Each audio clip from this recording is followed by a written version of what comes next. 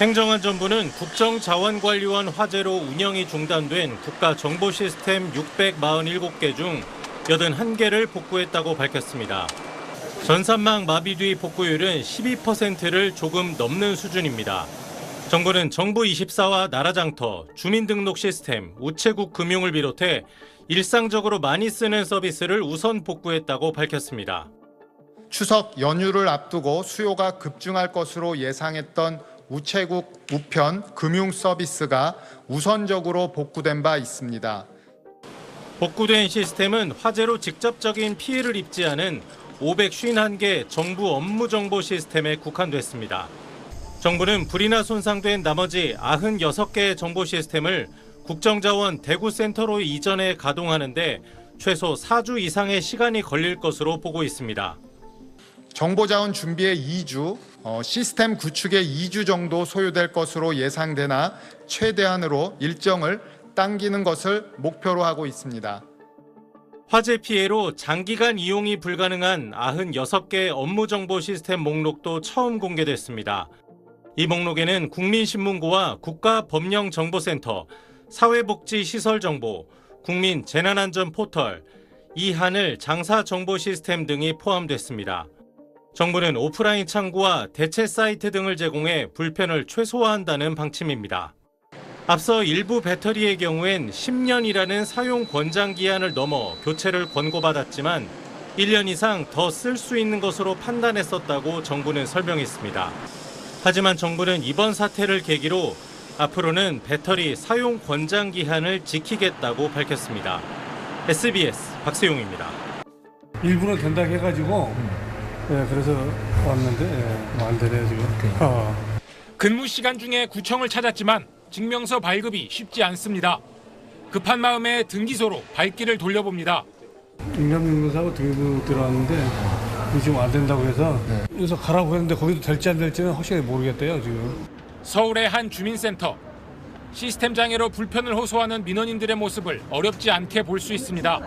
표지 대장이 안 돼가지고 인터넷으로 거의 지금 1시간 기다렸어요. 지금은 인터넷이 안 되다 보니까 좀 많이 번거롭네요.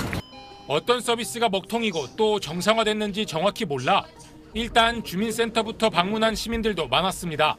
졸업증명서랑 뭐 등본이랑 다 여러 개 뽑아서 왔어요. 원래 안 되는 건지 원래 여기서만 되는 건지 제가 정확히 몰라가지고 서류가 필요해서 떼려고 인터넷 접속했는데 안 된다 그래갖고 급하게 나오게 됐어요. 혼란스러운 건 관공서 직원들도 마찬가지. 시스템이 제대로 작동하는지 확인하기 위해 평소보다 일찍 출근해야 했습니다. 저희 직원들 7시에 나왔어요 다. 9시까지 불법 주정차 단속에도 차질이 빚어졌습니다. 차량 번호와 주소, 위반 항목까지 전부 손으로 써야 하기 때문입니다.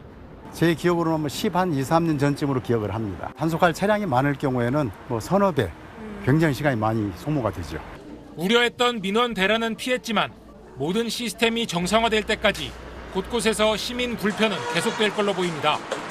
SBS 신용일입니다.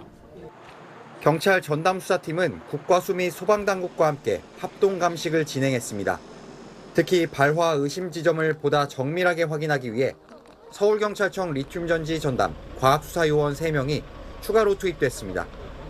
경찰은 현장 감식 과정에서 처음 불이 난 걸로 의심되는 배터리 6개를 출연했습니다.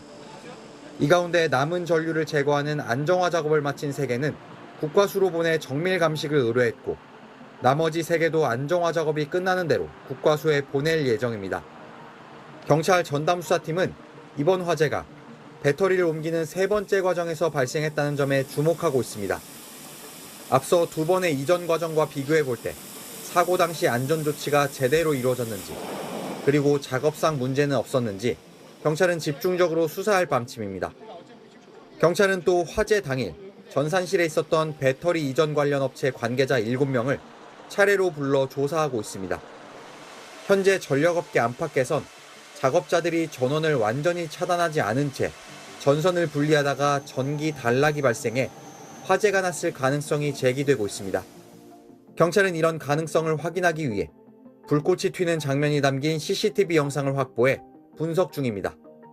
경찰은 또 국가정보자원관리원을 상대로 배터리 관리 매뉴얼 등 관련 자료 제출을 요구한 상태고 필요에 따라 강제 수사에 착수할 가능성도 배제하지 않고 있습니다.